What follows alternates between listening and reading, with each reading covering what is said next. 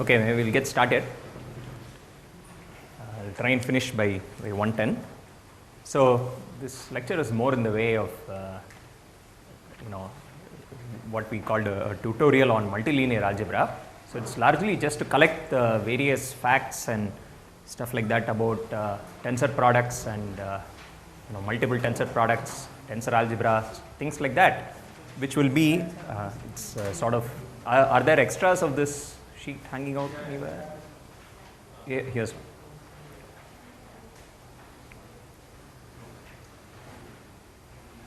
So I mean, we'll sort of encounter these in various places. So for instance, Anupam this afternoon is going to need the various notions about tensor algebras and so on. So is there anyone here, and I assume there will be, who haven't seen tensor products before or are not too comfortable with the notion of tensor products? Yes?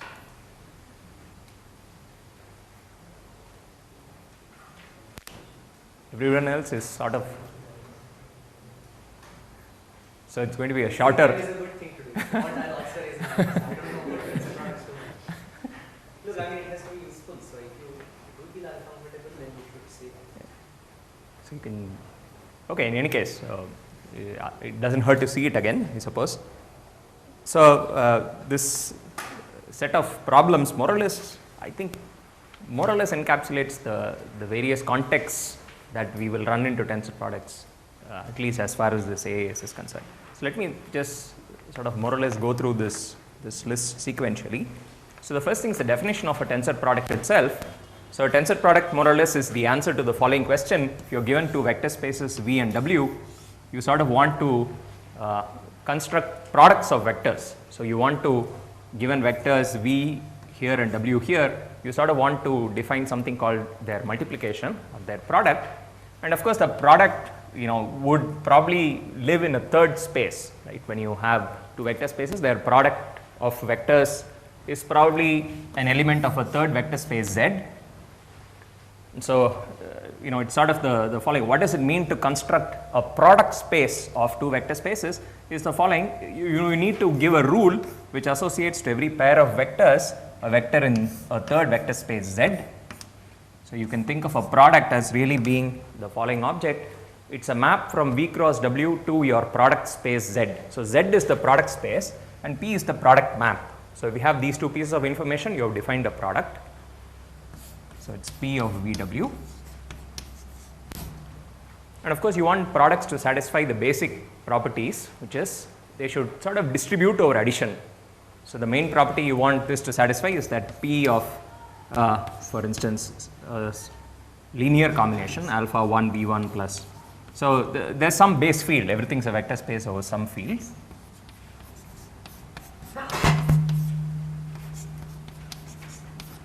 Is alpha 1 times plus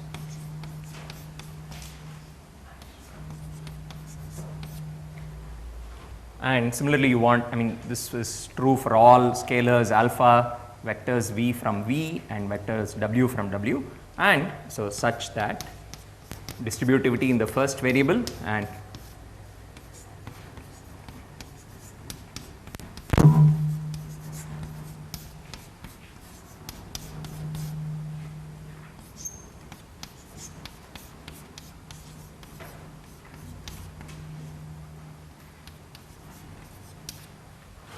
right. These are the two distributive laws that you would want a product to satisfy. Right? So that's the notion of a product space in some sense. And of course, the question is, does it exist? If I give you two vector spaces, can you always construct some product space? So there are some easy examples where we know this. For instance, if V is R3, right, just three-dimensional space, then you have a notion of a cross product of vectors, right, which gives you a vector which lands again in R3. Right? There the product space is Z.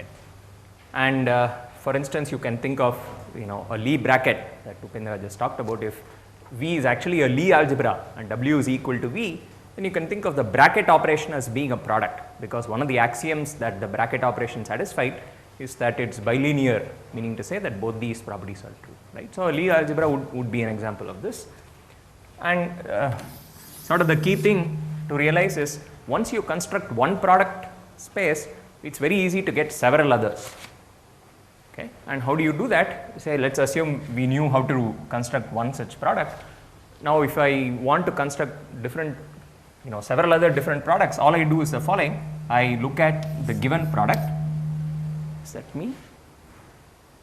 Is that from the mic? Maybe I should. No, I think it was something outside. It was something outside. Not from the mic? Okay. Okay, so if I have one product,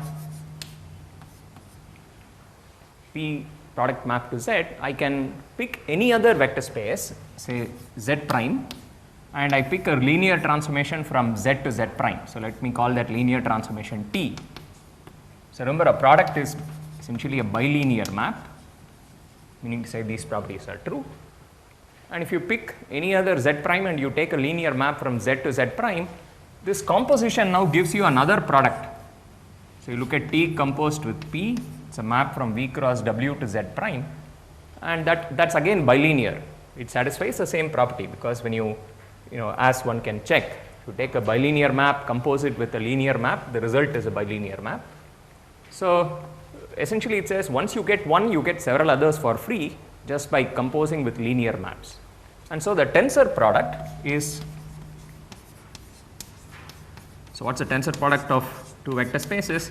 Well, it's what you would call the universal answer to this question, meaning it's the universal product space. So it's a universal product space,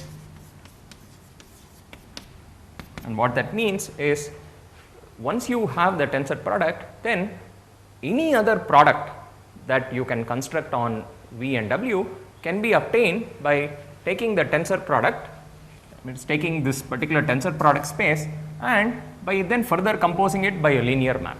So in some sense it's the most elemental product. Every other product can be obtained from it by just this very simple process. So the formal definition is really the following. If you have V and W vector spaces, tensor product, which is denoted V tensor W,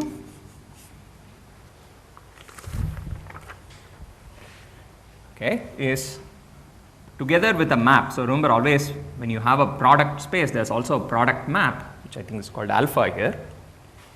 Okay, a tensor product is a vector space V tensor W together with a bilinear map alpha. So meaning to say it is a product, or it's a product space such that every other product such that, so what's the property it needs to satisfy? If you are given any other product Z and a product map P, then I can obtain P from this elemental map alpha by composing with some linear transformation. So there exists a linear transformation, let's call it P tilde. So this remember is again bilinear, bilinear, linear. So there exists, and we demand there is a unique linear transformation P tilde from this distinguished product space V tensor W to Z, such that P is nothing but P tilde composed with alpha. Okay, so that's the definition of the tensor product. In some sense, it's the universal product space on two vector spaces V and W. So of course the question is, does such a thing exist? Right, so first question is, does it exist? And well, the immediate thing to see is, if it exists, it's more or less unique. I mean, it is in fact unique, because if you constructed two such spaces which had this universal property, so if you have, say I have two notions of tensor product, let me call it Z1 and Z2, they are both tensor products, which means, so they come with maps which has this property that every other product can be obtained from this by composing with a linear map. But so now you think of this as your Z1 is the, almost certainly it's from, you're probably shouting too much into the mic.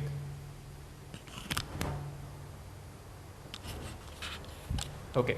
So the tensor product property says you can find a linear map from Z1 to Z2 such that this diagram commutes. Let's call it T. But now if you think of Z2 as a tensor product and Z1 as being the other product, then there is a map from Z2 to Z1 such that this diagram commutes. Right? So you get that just formally from the definition of tensor product. And now you can imagine, so this is the usual argument, you now look at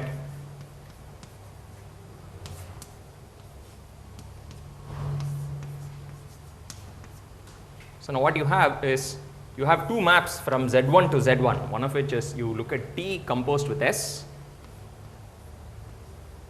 the other is just the identity. And these are both maps which make this diagram commute. If you put P1 on both sides. Right?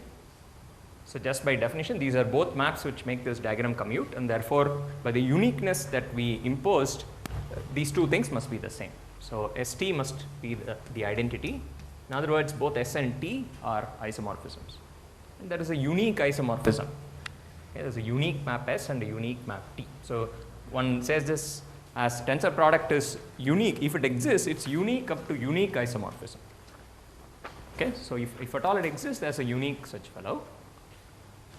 And so the existence is, so the first thing is that it does exist. The tensor product of two vector spaces exists.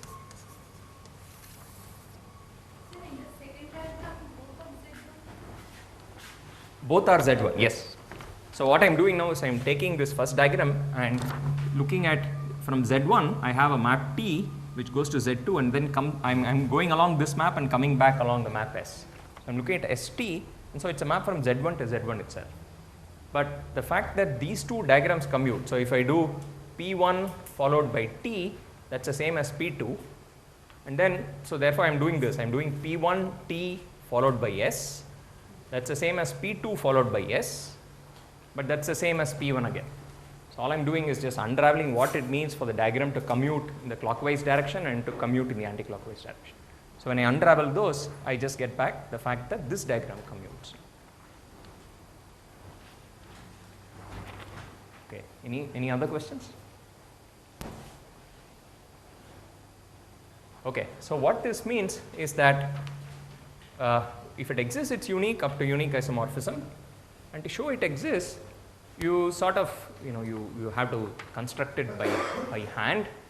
So what one does is to say, you're given two vector spaces V and W. So how do we construct the tensor product? Well, as we know, for every pair of vectors, it's a product space, right? There is a vector which is the product of those two vectors. So the way we construct tensor product is to start with a very big approximation. So the first approximation to tensor product is a very large object, so which say we'll call F. So here's the first approximation to a tensor product. It consists of, for every vector V in V and W in W, you manufacture a new vector. So here's a new symbol called E subscript VW.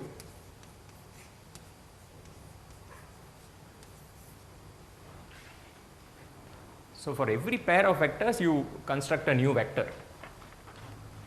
But of course, these are all just symbols, so you should really make this into a vector space. So let's say here's the vector space with basis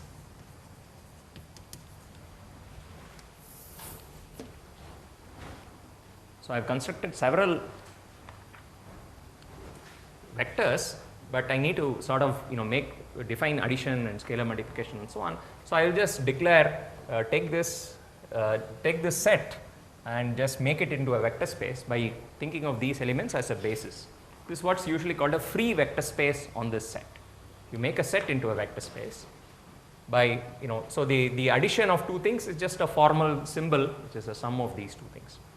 So that's a free vector space, and that's a bit too large. So now here's your candidate. You would say for every pair of vectors V and W, you will define their product to be the obvious one. For every pair, after all, you have a vector here. In fact, you have a basis vector. for every pair of vectors. So that's your candidate for the product. But the problem with this is it won't satisfy, well, it won't satisfy what we want it to satisfy, which is the distributivity. When you do this, you are not going to be able to get bilinearity anymore, because if I take V1 plus V2 comma W, and that will just map to the basis vector E indexed by V1 plus V2 W. And if I take V1 W, it goes to some other basis vector, not a bilinear map anymore. And so you need to sort of cut this down a little bit to ensure you do get bilinearity. And that's done by sort of quotienting out by the relations that you want to impose. So you would do the following. You would say, so here's sort of the final thing you would want to do. Here's the definition. You start with this very big first approximation, and you look at the subspace spanned by all vectors of the form. For instance, I take alpha 1 V1 plus alpha 2 V2 W. I take that basis vector, and then I subtract out alpha 1 times EV1W minus alpha 2 times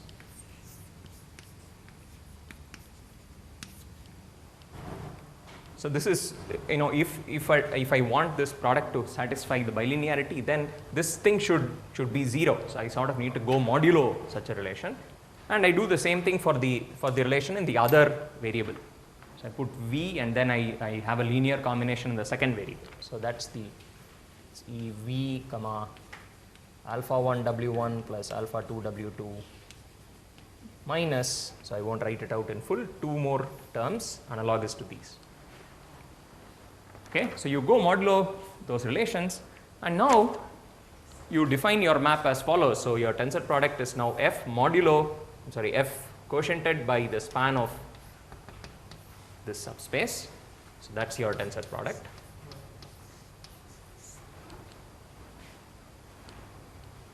And so your product map is now the following. To each pair, you have a basis vector, but now you map it to the coset of that basis vector.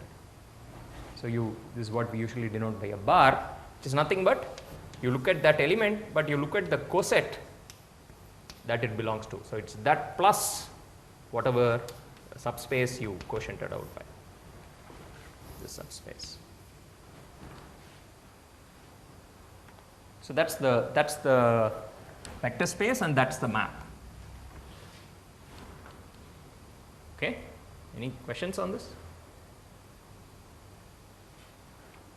Okay, so what this does now is, you know, so one then checks the properties that it needs to satisfy, but it's more or less, it falls out from the way it has been constructed. If you're given any other Z, if you're given any other map Z, you will always be able to get a map from F to Z in general, and the fact that the given map to Z is bilinear will mean that resulting map will factor through these relations. Okay, so I'm going to sort of leave that checking. So it's a nice exercise to ensure you sort of understood how this worked. Check that this thing does in fact satisfy, that V tensor W has the requisite universal property of tensor product.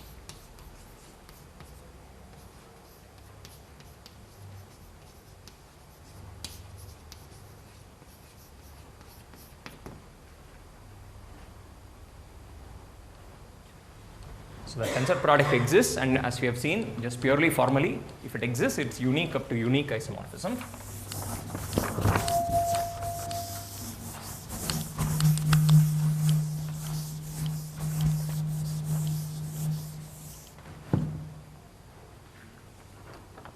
So what?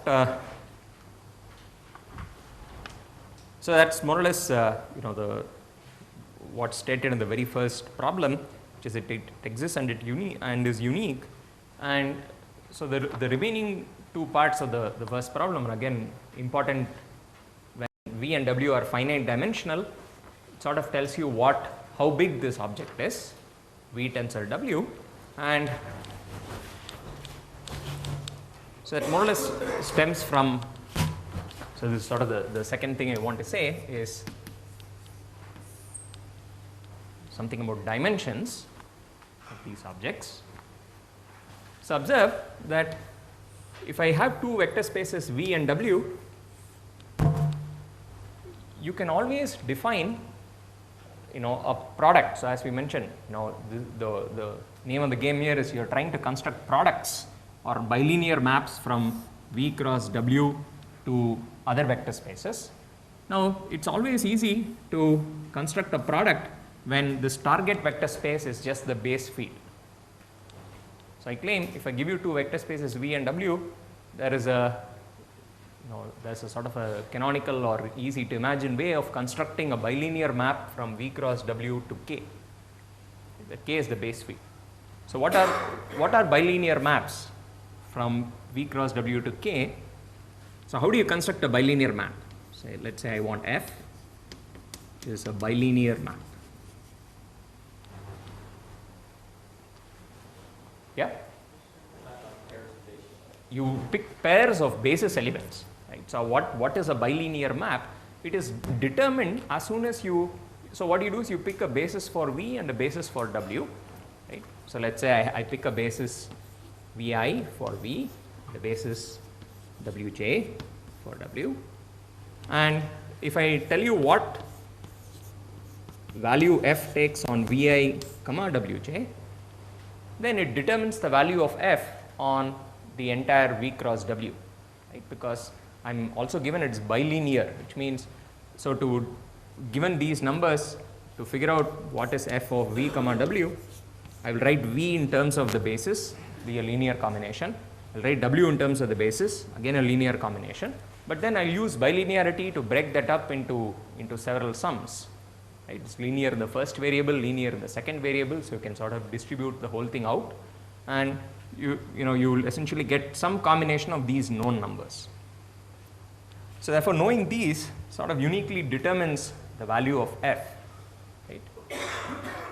And so you can pick these arbitrarily, and F of Vi, Wj is arbitrary. You can pick it to be any scalar you want.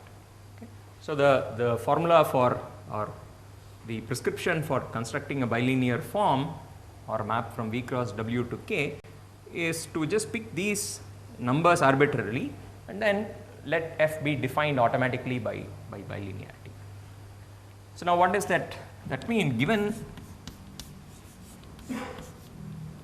a bilinear form on V cross W, so but observe, this is what the tensor product was supposed to do. So you're given a map here. I forgot to say this map. So the image. So this is the map alpha, and this image, which is E bar VW, is what's usually denoted as V tensor W. Okay. So V tensor W is just alpha of V comma W. So bilinear maps from V cross W to K by the universal property of the tensor product are the same as linear maps from V tensor W to K. So this is now bilinear, this is linear. Okay, and you can check that this is a one-to-one correspondence.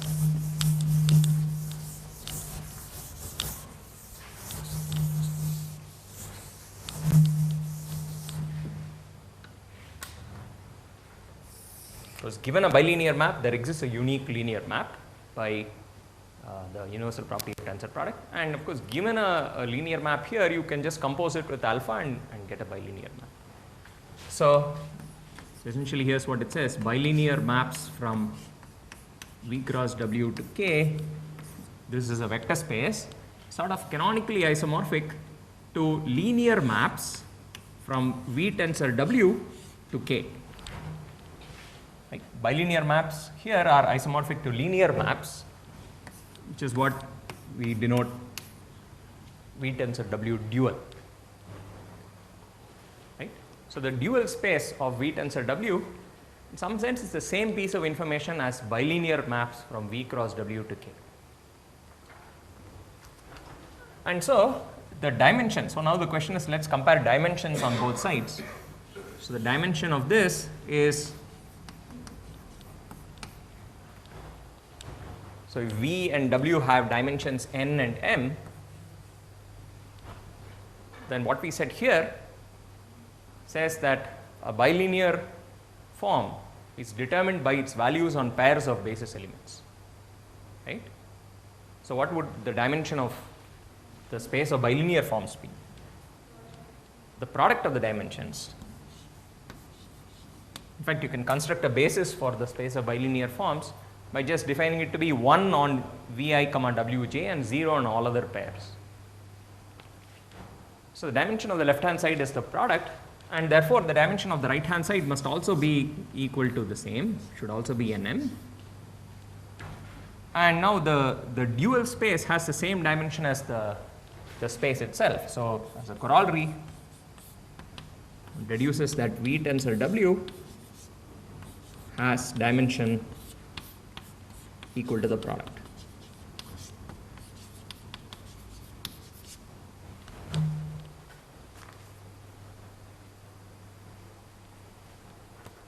Okay, so that's the second piece of information about tensor products, that how big is this space? It's just dimension equals the product of the dimensions.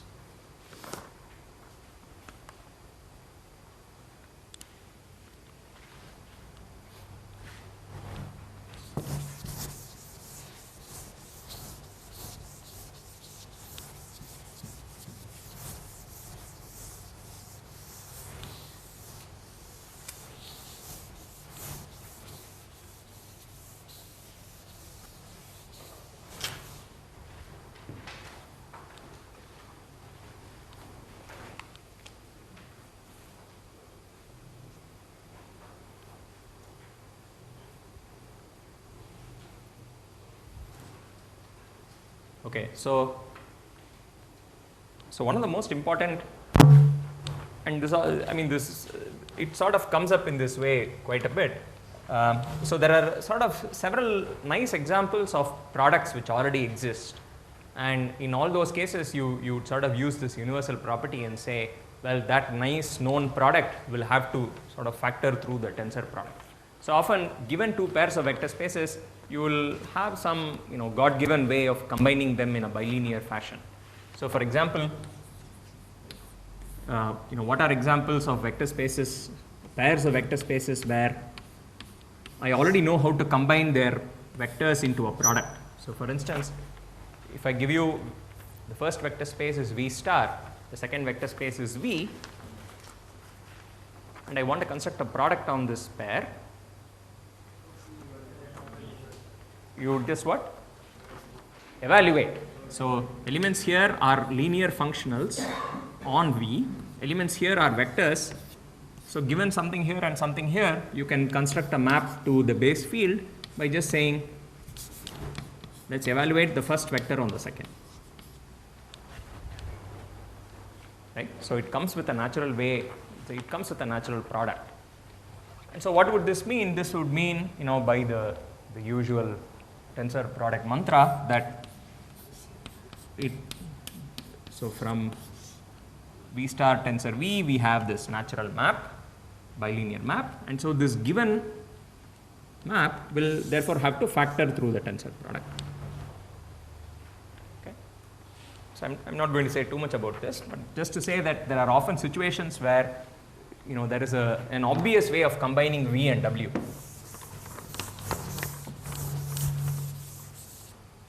Now, sort of an example which is very related to this, and also something which is very important in this business, is a way of combining V star and W. So instead of, if I didn't have the same vector space on both sides, but I had the dual of one vector space and a second vector space. Okay, so there still is a natural product between these two things, and to know what the product is, one really needs to know what the product space is. where does this land?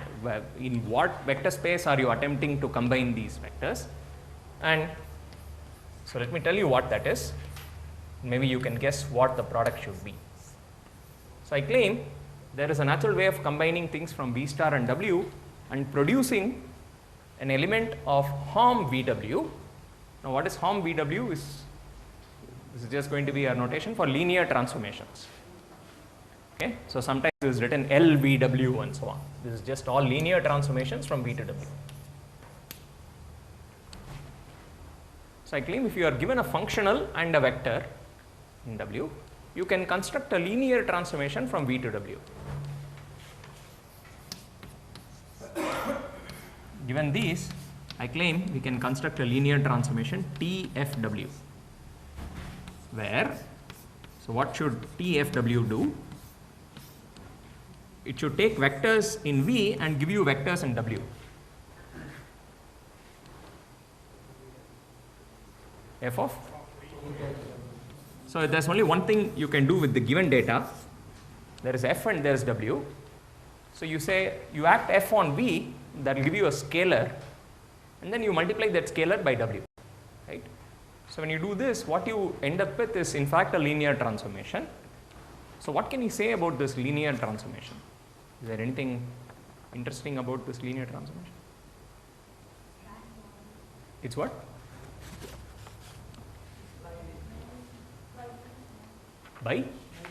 Bilinear, okay. But is every linear transformation of this kind, for instance? How typical is this linear transformation? I thought I heard an answer. It's rank 1, right. So, I mean, if you look at what the range space of this is, everything is being mapped to a multiple of W, right. So it's rank at most 1, let's say. If F is 0, then of course it's 0, but otherwise it's rank 1. So you should think of this, so let's say this is a rank 1 transformation. You say the range space has dimension 1. Right. So it's a very atypical, well, I mean, it's far from being the typical linear transformation. It's rank 1, but it's a linear transformation nevertheless. And this map is bilinear. If I changed F in a linear way or W in a linear way, T would change in a linear way. So therefore, by this general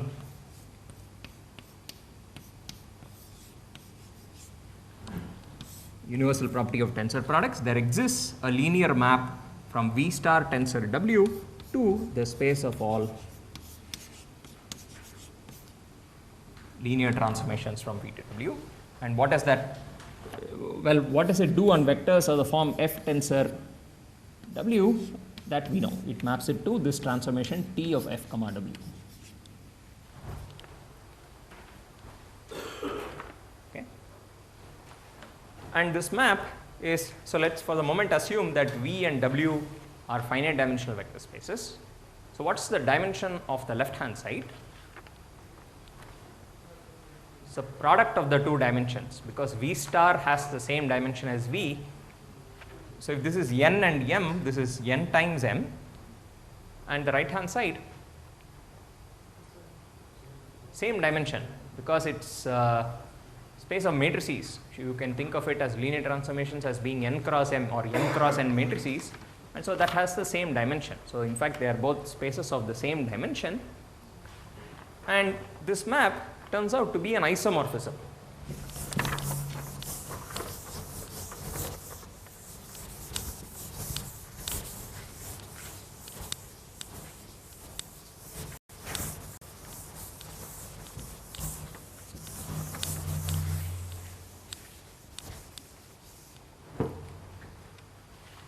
Again,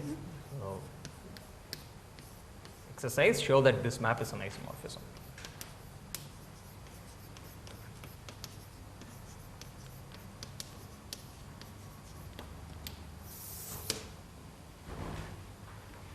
And to show that, you will only need to show that it's 1 to 1 or onto, one of the two things, because dimensions already match, you will only need one or the other. And onto is the thing that's easier to show in this case, okay? Because in some sense you are mapping, so at least for the pair FW it maps to a rank 1 transformation, So to show it's onto, you must show that transformations of any rank will appear in the image of this map. And it's a fact, sort of easy fact, that transformations of any rank can be thought of as a sum of several rank 1 transformations. Okay, so you write it as a sum of several rank 1 transformations and obtain each rank 1 fellow in the image, and then you know that automatically implies the original thing is in the image. So this map is in fact an isomorphism, and this is a very important thing that sort of keeps recurring in this representation theory business. So V star tensor W is the same as, is canonically isomorphic to the space of linear transformations.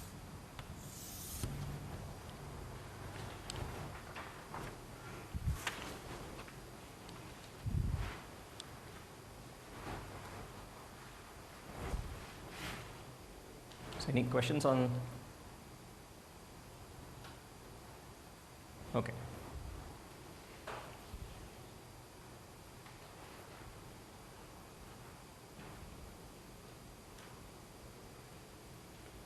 Okay, I guess the next thing more or less to say is,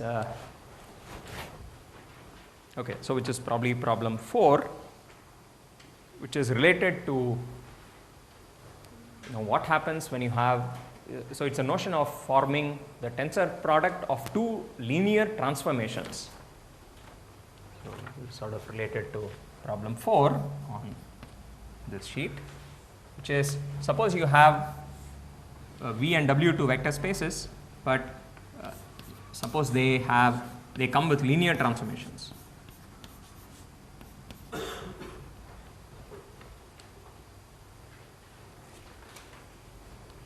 So for instance, the typical situation which will occur, what Upendra already talked about, is V and W might both be representations of some Lie algebra G. So you have a Lie algebra G, and let's say V and W are both representations of G, which means you have an action of G on both V as well as on W. And so if you take an element of G, so I'm just going to write G with the little underscore. So if X is an element of G, then you have a way of making X act on V, and you have a way of making X act on W, right? So that's what it means to say that V and W are representations of G. And now you sort of want to do the following. You want to make X act on the tensor product of those 2 spaces. So I kind of want to understand, how can I make X act on the tensor product? So this is a kind of question that we will want to answer. If you have 2 if you have 2 vector spaces, you have some action, some linear operator on V, another linear operator on W. You want to know how can you combine these 2 things to get a linear operator on V tensor W. And the answer to that question will have applications of this kind. When a Lie algebra acts on both V and W, you will be able to manufacture a way of making the Lie algebra act on the tensor product. So for instance here, there is the following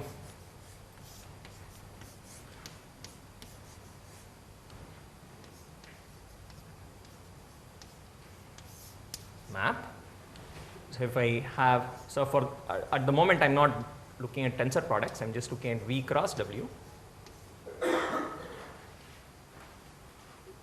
So from V cross W to V cross W, you have the following map. You can take the vector V comma, the pair V comma W to AV comma BW. And now it's an element of V cross W, so you can then map it to V tensor W. So this would now be a bilinear map, right? So from V cross W to V tensor W, you have the natural map. So for example, this pair will now map to AV tensor BW.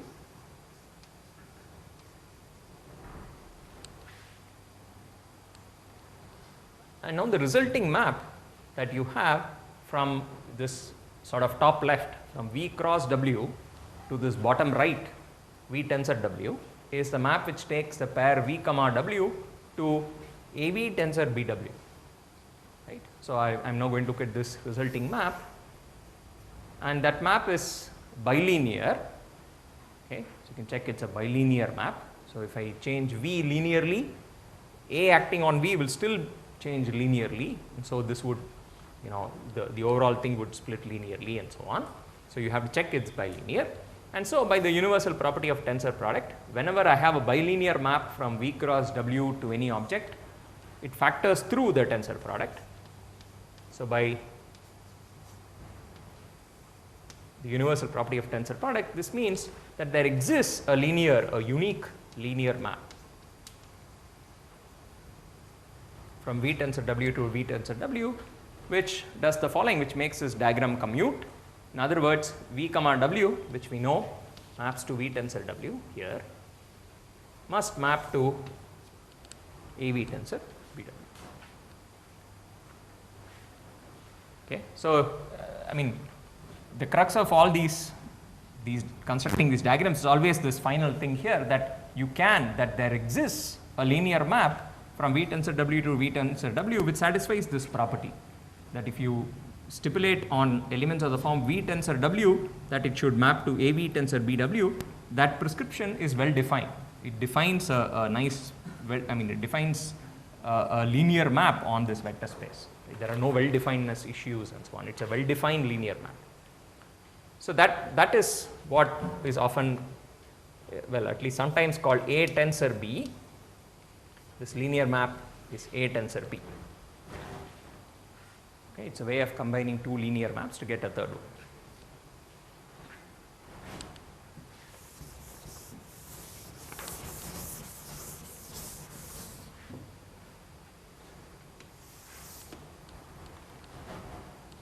And it turns out, I mean, and Upendra didn't fully mention it in his lecture, but if you are attempting to make a Lie algebra act on a tensor product of two vector spaces, this is sort of what you need to do, but this is not quite the correct prescription. You would, this is how you would make, if for instance, instead of a Lie algebra, you had a group G acting on a vector space V and the same group acting on another vector space W, and you wanted to make the group act on V tensor W, then you would use this prescription. You would just say, take an element G in the group and you see how it acts, look at G acting on V tensor, the action of G on W, and the resulting thing gives you the action of G on V tensor W. But sort of a Lie algebra being, the differential form, the tangent version of the group, this prescription changes a little bit. So you will have to look at, if X is an element of the Lie algebra, you will have to look at X tensor identity plus identity tensor X. Okay. Something which looks like a derivation and so on. So you will have to tweak it a little bit, but in some sense you still use the same prescription here, that you have something called the tensor product of two operators. So anyway, that's probably something that we will check as part of one of the later tutorial assignments and so on. Okay, any questions on? Fine. So I guess the last few things I want to say are about this is really bilinear algebra so far, but we want to do multilinear algebra, which is we want to look at tensor products of more than two vector spaces. Okay? And often it's this, I guess you could do it with different vector spaces, but at least for what we will need, sort of more immediate needs, let's just worry about the same, many copies of the same vector space. So for instance, or in general, V tensor n. So V is a vector space. We have a notion of what's called V tensor n, which is, well, you should think of it, so it's often written like this. So you either write V tensor n or you write V's with several tensor products, n of them. So what this means is the following. This is again the answer to the following question. You want to figure out if you have multilinear, so you want a way of combining vectors from all these n vector spaces in a multilinear fashion. So you want to define a multilinear product. So I mean, for example, if you had distinct vector spaces, here's what. So let's say I have n distinct or n vector spaces, and I wanted to define a product, just like what we did in the case of two terms. So you want to define a product map to a vector space Z, where the product map is something which is linear in each variable, right? It's distributive in each term, in each component. So this is what you would call a multilinear map. You say if you fix everything but one component, then in that component it behaves linearly. So you pick a multilinear map, then the n-fold tensor product is the following universal object. It's a vector space denoted V1 tensor V2 tensor Vn, together with a multilinear product map, let's call it alpha, such that any product P can be obtained from this one by just composing with a linear map, the unique linear map. So there exists unique linear map such that this diagram commutes. So if such an object exists, then you call it the n-fold tensor product V1 tensor V2 tensor Vn of these n vector spaces. Okay. So again, you need to do the similar kind of work, which is if it exists, it's again unique up to unique isomorphism. That part follows purely from diagram chasing. But existence is, you sort of have to construct it again using similar means. So for now, let's just say it does exist, and again it's unique up to unique isomorphism.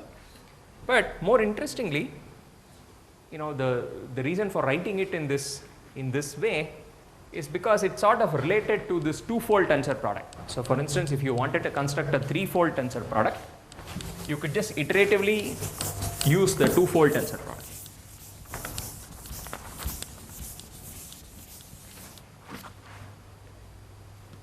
So what do I mean by that? If I wanted to take three vector spaces V1, V2, V3, and I wanted to construct this trilinear object, this object which is a trilinear product of V1, V2 and V3, turns out I can do it as follows. I look at V1 and V2 and I form their bilinear product, meaning I form their usual tensor product.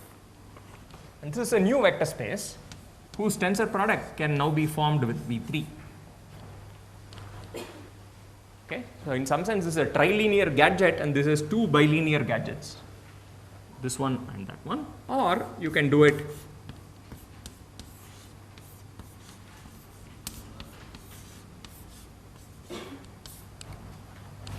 the other order. So in some sense it's associative.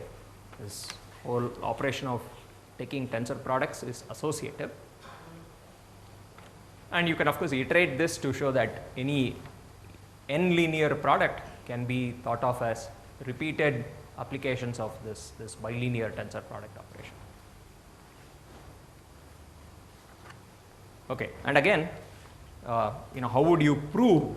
So let me just sort of make some noises about the proof. So if you wanted to show, for example, that say V1 tensor V2, then later tensored with V3 is this trilinear product of V1, V2 and V3, then one way of doing it is to show it has the same universal property that you would want this trilinear thing to satisfy. Right? So if we show they have the same universal property, they must be the same object up to unique isomorphism. So what does it mean? You would want to show that if I have V1 cross V2 cross V3, I have a trilinear product to some vector space Z, then that map factors through this iterated tensor products.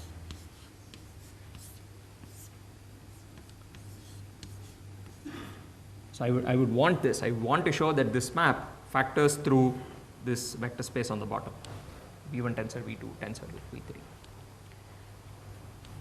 So this is what I would want. Of course, this is the natural map. And to do that, you would sort of have to use, let's do the following. Let's fix V3. You fix the third component. Okay, so all these arguments always work like this. You fix one of the components, V3, and only think of this map as a map of the first two components into Z. Right? So for a fixed third component, this is bilinear in the first two components. Right? So for every fixed value of V3, I can think of this map as giving me by the universal property of tensor product again. So I fix a V3 and it's bilinear from V1 cross V2 to Z, therefore it gives me a map from V1 tensor V2 to Z.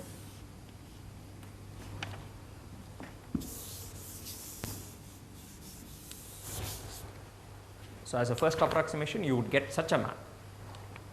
And now so one then observes that in fact it is also linear in V3, right? The original thing was linear in V3. So this resulting map P tilde is not only linear in V1 tensor V2, it is also linear when you fix V1 and V2 and look at it as a function of V3, right? So you use the full blown trilinearity in the next step. So you fix one component, use bilinearity, get something else, and then show it's bilinear for the resulting object. So then you therefore get V1 tensor V2 by again the universal property of this tensor product. There is a map P double tilde, and that's the map we want. Okay, so all these proofs are rather simple once you start writing them out. Okay, so this multiple tensor product is essentially just iterated double tensor products, and it's in fact an associative operation. So that's what this means. And so this allows us to sort of put them all together. So here's sort of the definition. If you just take this game to its logical conclusion, starting with a single vector space. So I only have one given vector space V. I can look at its n-fold tensor products for every value of n. So I look at V tensor n, and I take all those resulting objects. So sometimes I guess T of V. So this is the definition. I take the direct sum of all these resulting objects. Okay. So observe in each, so the resulting thing is an infinite dimensional vector space now, right? It's not finite dimensional anymore. And I should also say here by V tensor 0, so I sort of mentioned it there, V tensor 0 by definition is just the base field. This is just another name. I want the base field as a 0th component. So I'm sort of constructing this infinite dimensional graded vector space, but at each n I'm only looking at a finite dimensional object. The n-fold tensor product, the dimension, for instance, V tensor V has dimension dimension V square, and V tensor V n times will have dimension by this thing here. It will be dimension V to the n, because you just keep doing 2 at a time. So it's the nth power of the dimension. So for each n, you're really looking at a finite dimensional object, but then you're taking direct sum over all n's. So what you now have is an infinite dimensional vector space, and this is what's called, well, for now let's just call it T of V. And the important thing to observe by doing this, why would one want to construct such an infinite dimensional object? Because it's not just a vector space, it also has a multiplication now. So observe this T of V is in fact, it's a ring. You have a multiplication, and it's also a vector space over K. It's what's called a K algebra, meaning to say it's a ring, so it's got an associative multiplication. It's also a vector space over K, and sort of this vector space structure and this ring structure are sort of compatible with each other. So it's a K algebra. What's the multiplication here? So in other words, like I said, it's a ring and also a K vector space. So let me just say that loosely for now. So the key point is, by taking this infinite direct sum, you equip this space with a multiplication operation. And what is the multiplication operation? Suppose I give you two elements, say I give you something which is a K-fold tensor product, say a vector V1 tensor V2 tensor Vk. Let's say this belongs to, so these, okay. Say this belongs to the Kth space. So I have such a vector, and I want to figure out how to multiply it with, let's call it V prime 1 V prime L, this is an element of V tensor L, well, you just put them both together with a tensor product in the middle, right? You look at the element V1 tensor V2 tensor Vk tensor V1 prime tensor V2 prime tensor VL prime, which is now an element of the K plus L fold tensor product. So you define the multiplication as saying this is V1 through Vk tensor V1 prime through VL prime, which is now an element in V tensor K plus L. Okay, and it's sort of routine work at this point to show that this is an associative multiplication on this space. So at this point, it's only defined on, in some sense, on a basis for this space. So I'm only picking certain kinds of vectors which lie in V tensor K, V tensor L, and so on. General elements are linear combinations of such things. And once you know how it works on these elements, you know how it works on linear combinations just by distributivity. And so the point is this now acquires a multiplication because of this property, and the multiplication is associative because of this property. This and this are really the same thing, canonical isomorphism and so on. So this object is called a tensor algebra. So this guy is what's usually called the tensor algebra of V.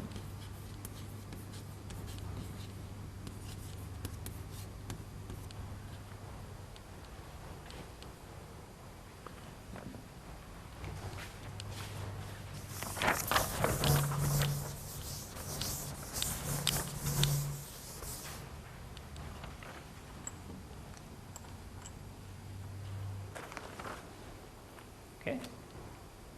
And just as the individual components of the tensor product itself, see all these V tensor n's are all answers to some universal property. They are all universal objects, right? They have some universal properties. And the tensor algebra, is being a direct sum of the several universal objects, also acquires a universal property of its own. And what's so special about the tensor algebra? T of V has the following universal property.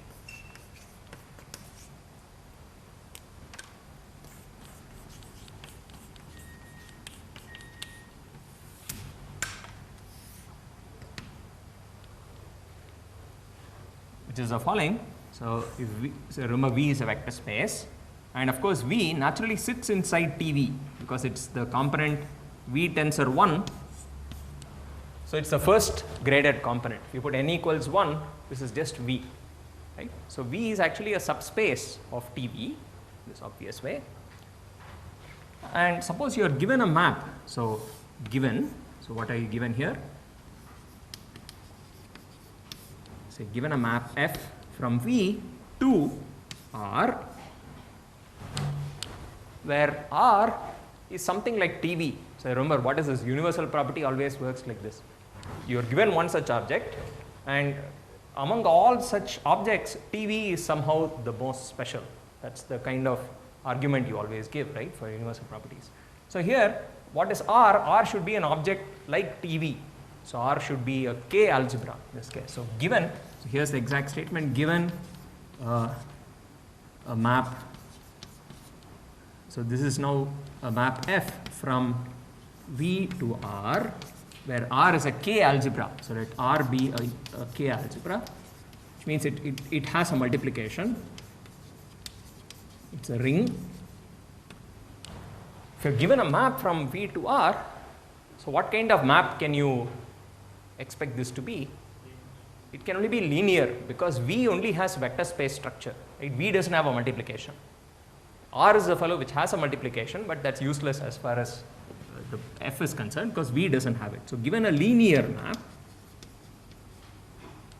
F from V to R, what can you now get? Well, it says you can now get a ring homomorphism or a map of K algebras. Given a linear map, there exists a unique map F tilde from the tensor algebra. Sometimes we'll write it without brackets to R.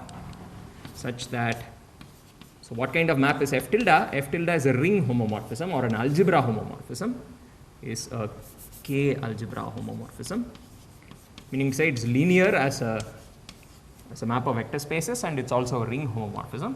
It's a K algebra map morphism,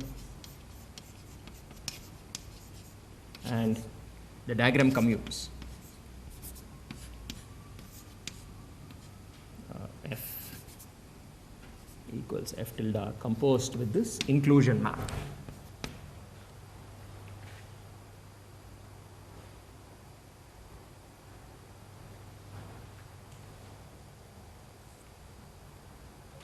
Okay, so that's the property that the tensor algebra has. It's if you let V map to any R algebra or any K algebra R, you can sort of extend that map F to a ring homomorphism on TV and in a unique fashion.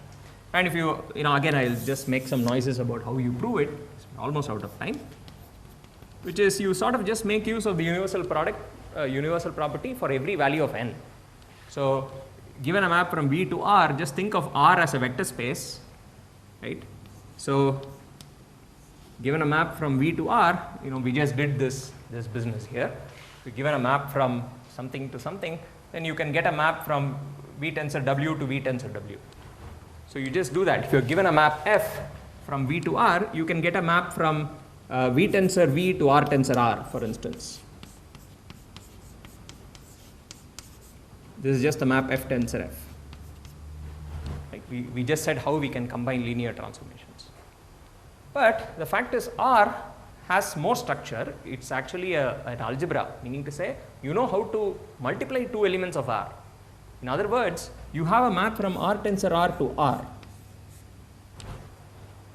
That's the multiplication map, which R already comes with.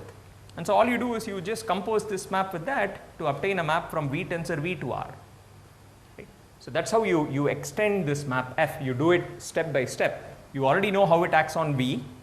In order to figure out how it acts on V tensor V, you just do the following. As a first step, you look at V tensor V to R tensor R. But R tensor R allows you to collapse to R again because of its structure. You just do it in general. If you have V tensor N, you can always do F tensor F, get a map to R tensor N. But when you have N elements of R, you know how to multiply them all together in the same sequence. You will get a map to R. So you sort of collapse everything back to R, and that's how you define this map F tilde. Okay, and then you show it has the properties. Okay, I guess we'll stop there. That more or less. So I think there is sort of just one last exercise on the symmetric algebra or symmetric powers, and I didn't throw in alternating powers, exterior powers as well.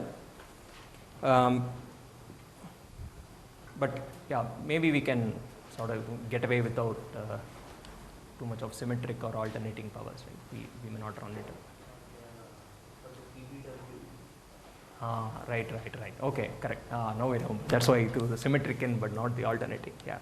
Okay. So maybe for what Anupam will say this afternoon, the last exercise is also of some use. The symmetric algebra. Okay. So maybe it will be of some use if you go through this, maybe over lunch or something. Okay.